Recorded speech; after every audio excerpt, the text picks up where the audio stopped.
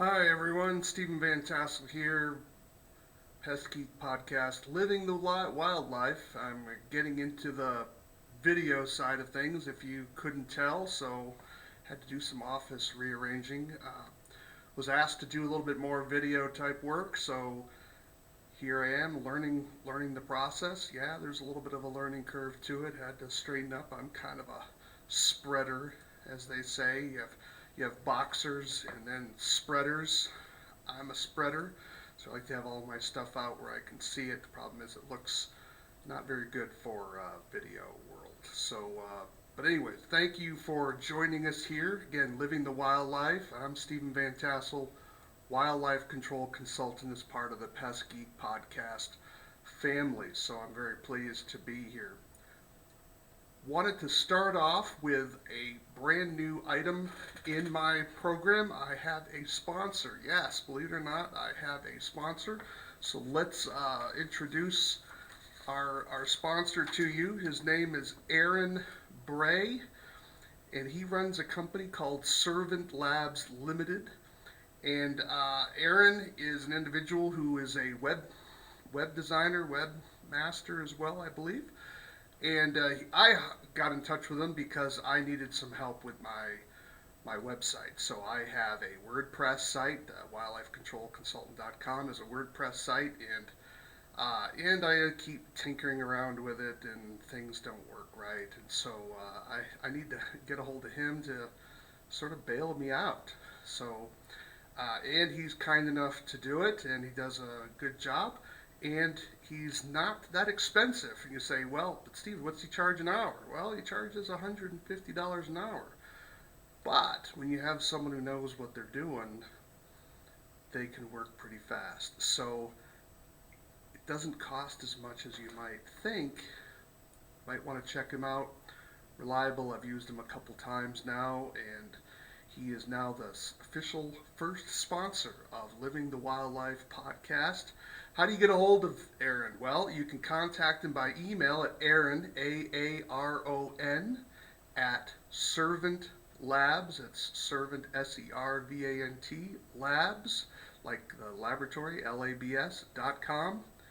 And you can reach him there or visit his website, servantlabs.com.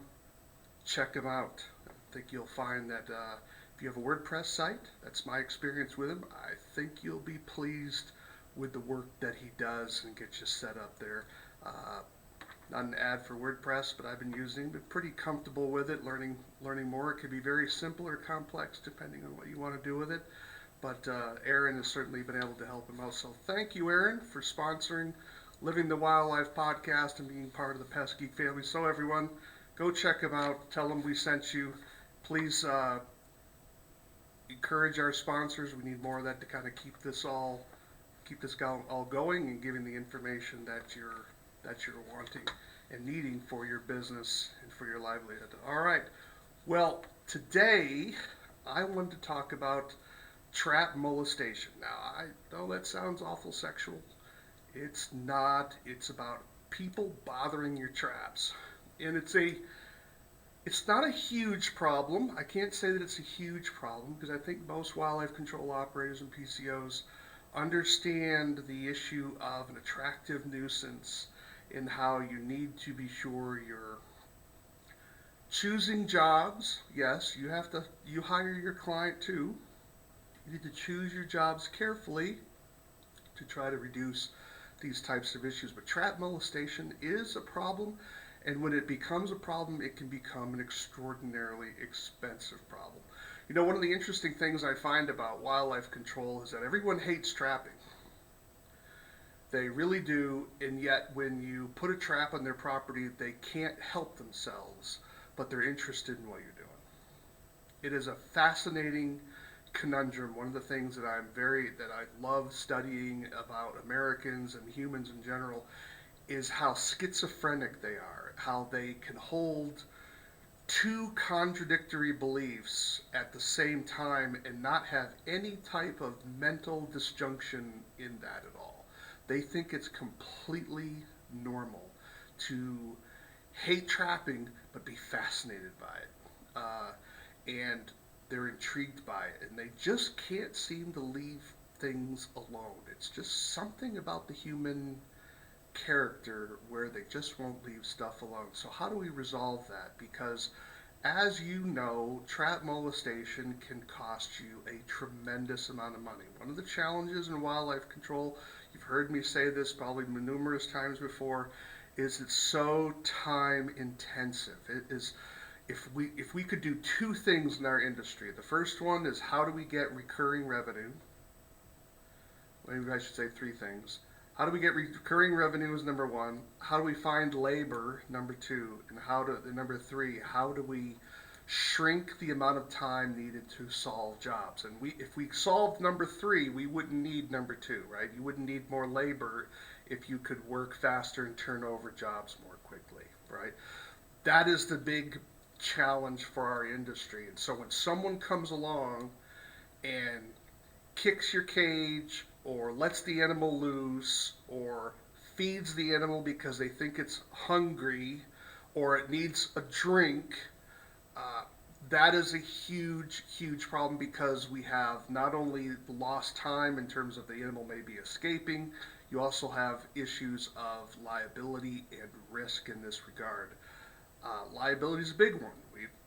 I know I've talked about attractive nuisance before. That is, doesn't make it right. I'm not saying that this is correct, folks. I mean, I would love to see tort reform in America, but the leftists won't allow it to happen, okay? Because they get too much money from the tort lawyers in America. Tort, if you're not familiar with that word, tort means it's for lawsuits.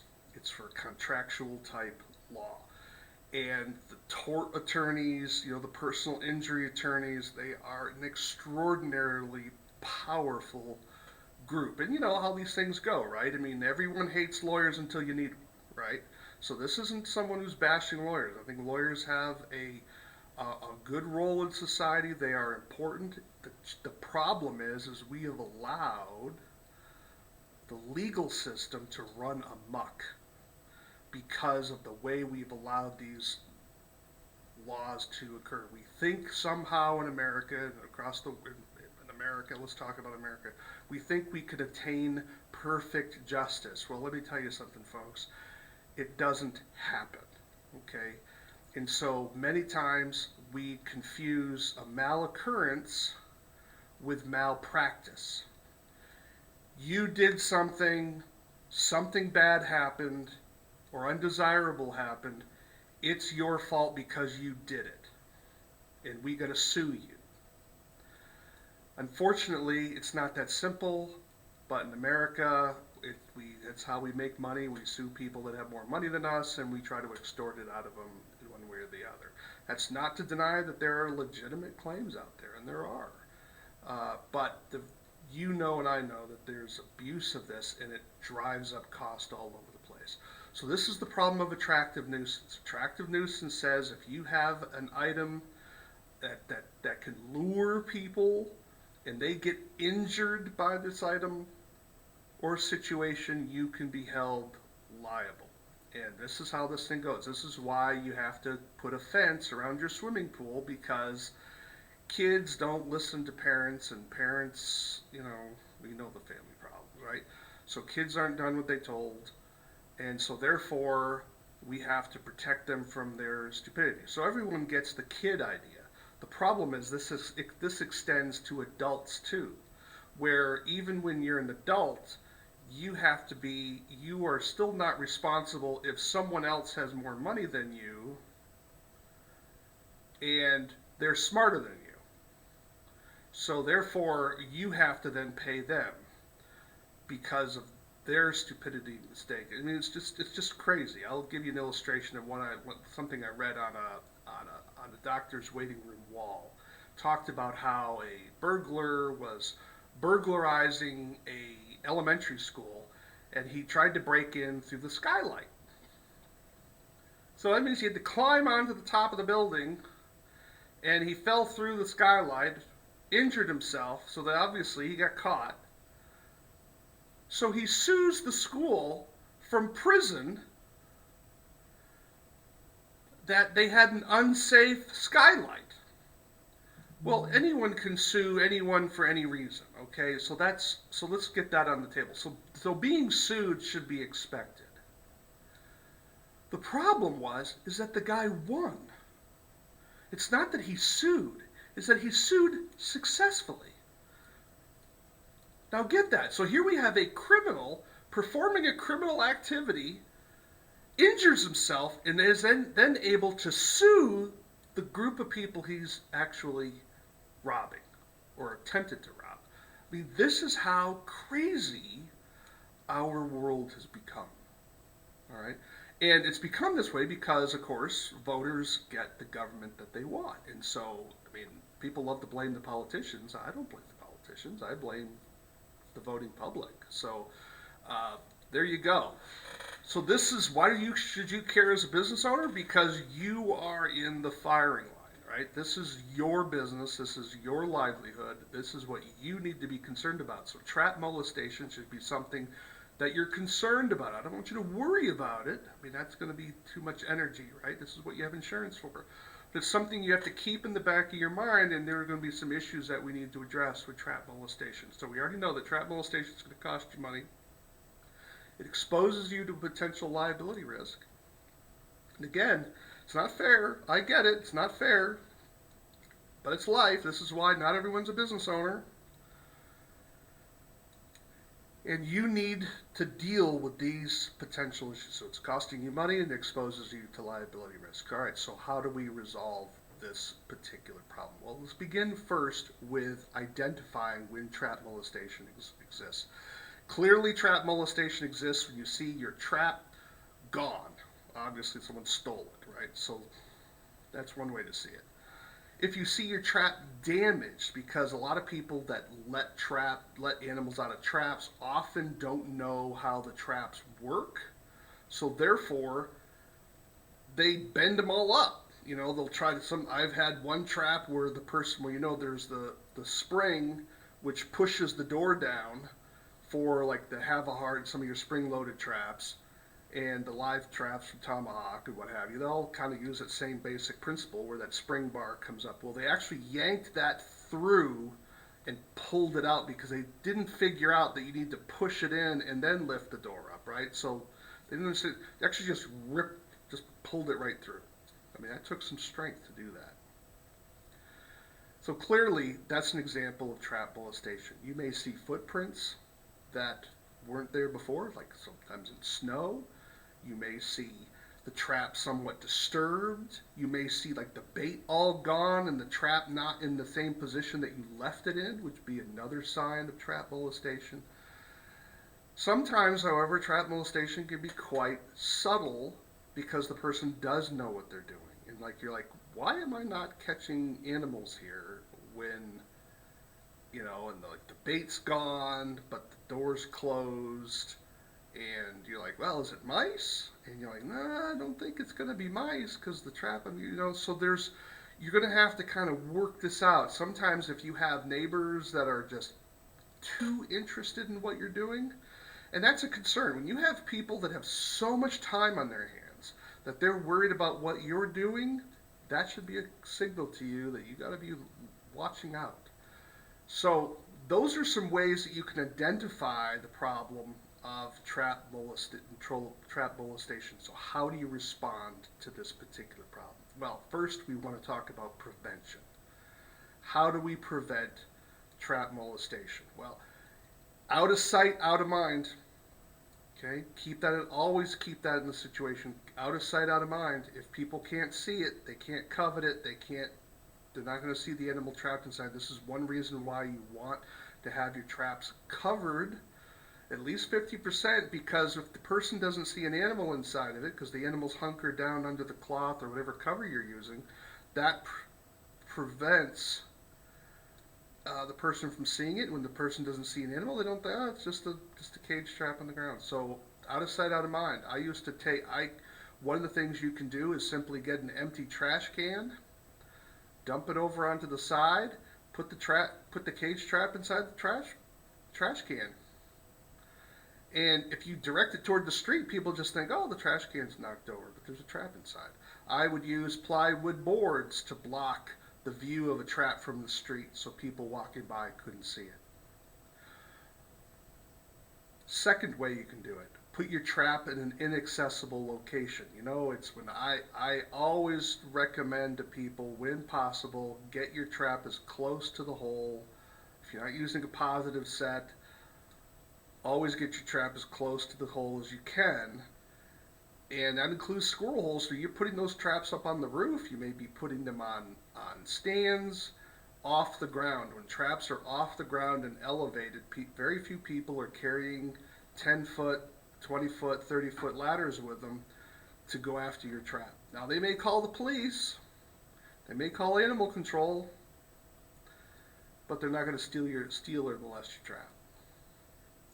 So, getting your traps out of sight, out of reach, are excellent ways to prevent trap molestation. I even had a job, I was working at a school, and there were skunks getting into a location. I actually dug down and created like a little hole, because they were already digging a hole, and I actually dug down and created a bigger hole so I could fit my trap, and then I put a piece of plywood over the top. So even though it was a potentially a high traffic area, I think this was a school break or summertime, it was a long time ago, but potentially high traffic area, all they would see is that plywood over the hole. And unless they lifted it up, they wouldn't know what was there. Now, if you wanted to take it a step further, you could actually take some T-rods and drive the T-rods down so someone wouldn't be able to just simply lift it up. Now, remember, when you do that, always wonder what's below the ground when you're pounding, right? So keep that in mind. Out of sight, out of reach. What do you do if none of those things are working? You have your traps out. Maybe you're in a situation. Maybe you're on a factory floor. I was trapping some animals on the factory floor because the health department ordered the animals removed, and the workers started letting stuff go, and it was a problem. And I finally had to talk to the manager and say, this has got to stop. And they basically said anyone who touches the traps is going to be in trouble or fired or whatever they were going to do. So your first step, and this is something you need to have in your contracts,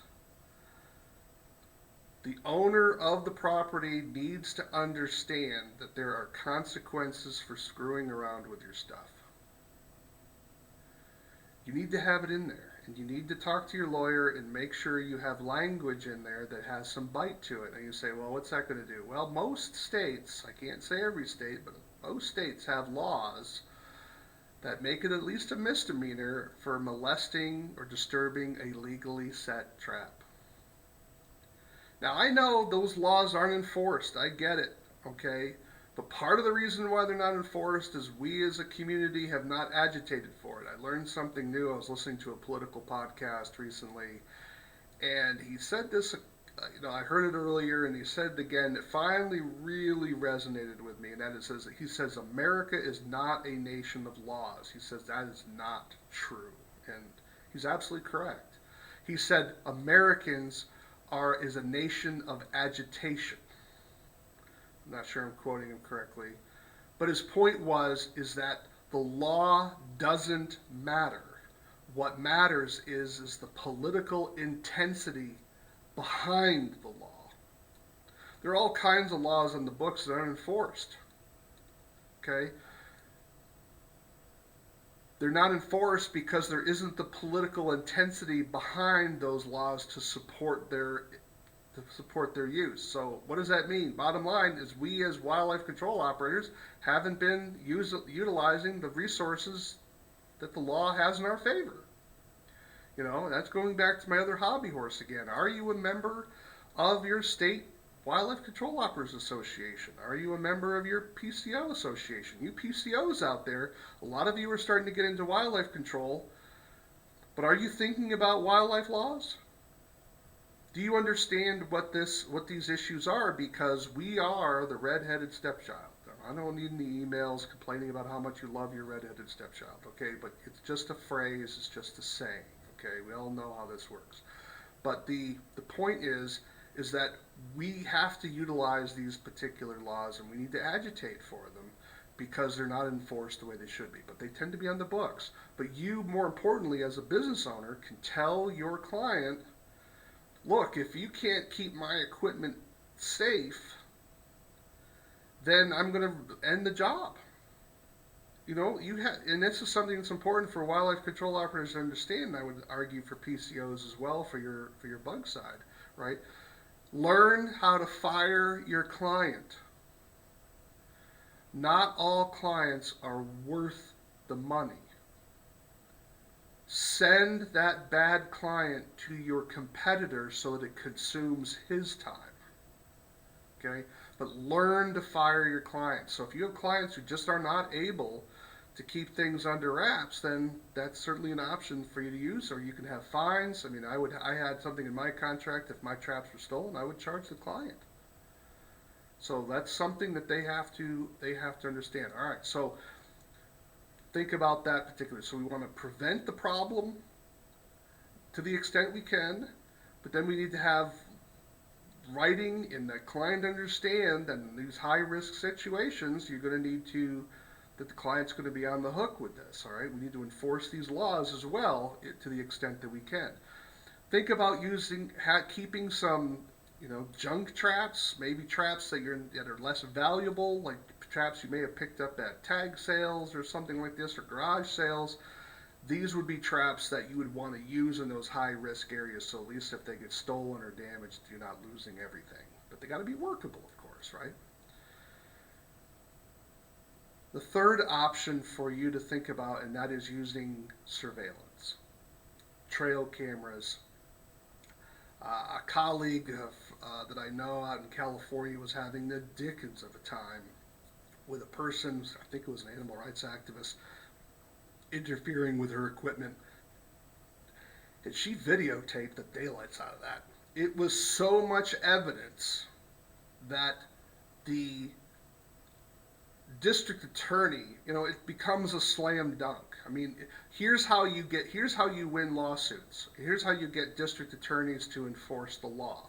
It's when you have the overwhelming evidence that they don't have to do any real work to get the job done. All right, now that's a very cynical way of looking at things. I'm a very cynical guy. I think that we have some significant issues legally in our country for a variety of ways. But surveillance cameras, make sure the timestamp is correct, and then make sure you have, get that the camera can picture these people, and hopefully you get a good enough shot. Maybe use a couple of them because one of those cameras might be stolen or damaged, so make sure you learn how to hide them, and make sure they're blackout cameras so they can't see the red light blinking at them. And that would be another way to catch these folks in the act, and then you can launch either a criminal prosecution, which probably the DA is not going to be that interested in, but at least you can go after a civil action to the extent. The idea is you want to use, and it's a hassle, I get it.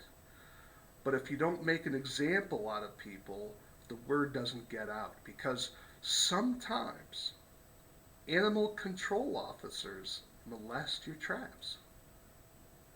Now, thankfully, that doesn't occur all the time, but it has happened where you have a legally set trap and a neighbor or maybe even the owner of the property that you're working at says, I know that trap, that animal was in the trap for more than 24 hours, blah, blah, blah, blah, blah, and then you get the animal control officer comes out, because a lot of these people have police-like powers. It's amazing. That's a whole other topic about how much power these animal control officers have, and I think that needs to be addressed. That's a subject for a different podcast. We have to sometimes understand that these animal control officers are coming out because they've been told a bag of lies by the neighbor or the owner, and they just let an animal go, and that's cost you money. So molestation, and sometimes they'll call you up and they'll see your trap tag on there. Most states require a trap tag, and they'll contact you and they'll say, we have your trap. and we let the animal go. We've got this complaint. What are you doing? And you need to be able to address that particular situation, because you may be able to.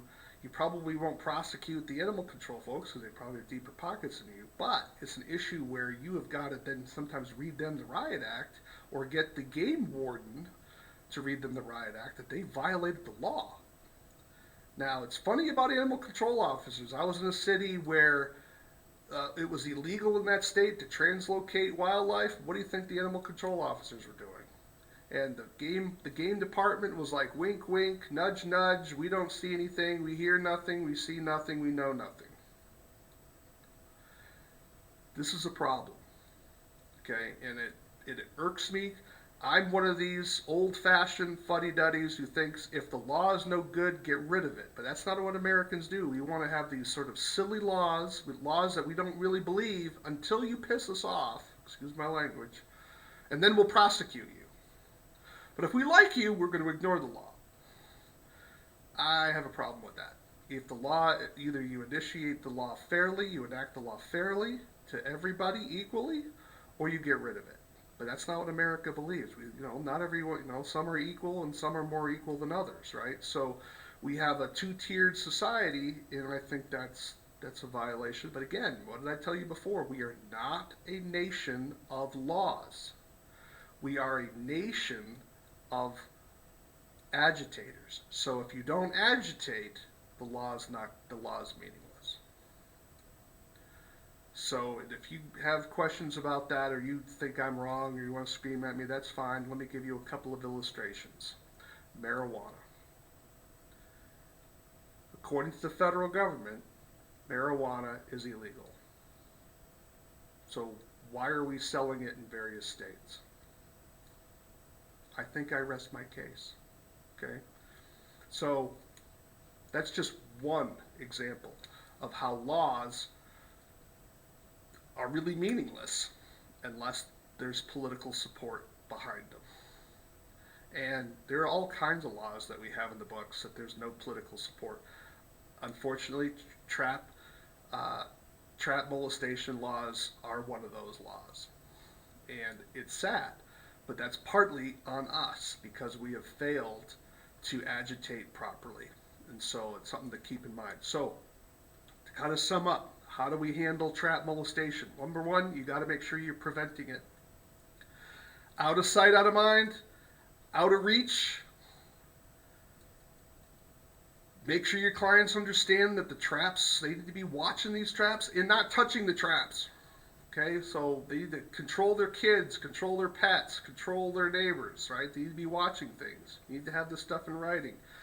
And you need to be able to observe and identify when trap molestation occurs and have a plan for how you're going to deal with it.